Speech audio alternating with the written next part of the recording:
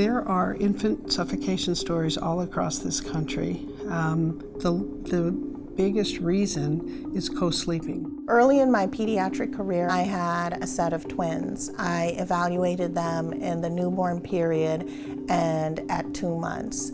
And at the 4-month checkup, only one twin came. And I came to find out that one of the twins had died.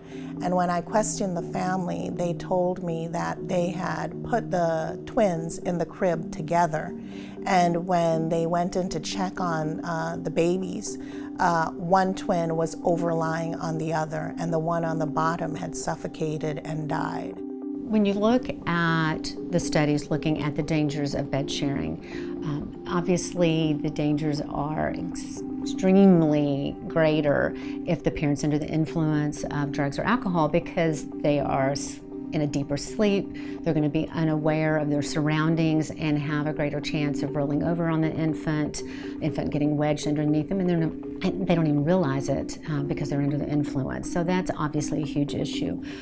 The other thing that's kind of a touchy issue is obesity. That also increases the risk of suffocation and bed sharing. If a parent is co-sleeping with their child and the parent is drunk or on some type of narcotics, they're high, something along those lines, and then the child suffocates from the parent, there are a couple charges that can be filed. We have mothers who breastfeed and have fallen asleep during breastfeeding and ended up with the child dying from the bed sharing. So I don't think it's a safe practice. I've had breastfeeding proponents tell me that it is safe. I don't believe that. It's not anything that a parent intends. They think they're being good parents, and they're trying to do what they think is best. And many of these parents have not been educated as to the dangers of co-sleeping, and I think it's a real failure on the medical community.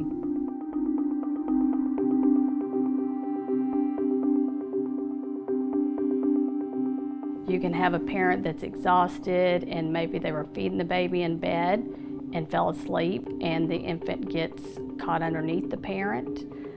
We've had situations where with co-sleeping, the mattress is close enough to the wall that the parent did not want the baby to roll off the bed and get injured, so they put a pillow between the mattress and the wall, and actually had a baby that has rolled off and suffocated on that pillow.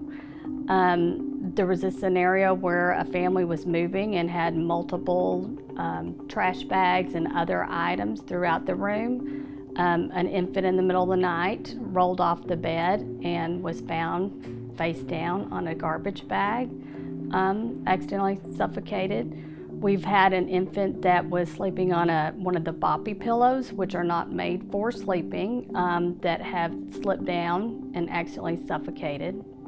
We've had parents that have been under the influence of drugs or alcohol that obviously don't realize in the middle of the night that they're rolling over on their infant, and we've lost infants that way multiple times. These situations are oftentimes so tragic because you can have the best parents that love their baby and want to ensure every bit of safety for their child. So we encourage families to put nothing in the beds, to put them in their own beds, in their own safe sleep environment, without anybody else and without any items in the bed.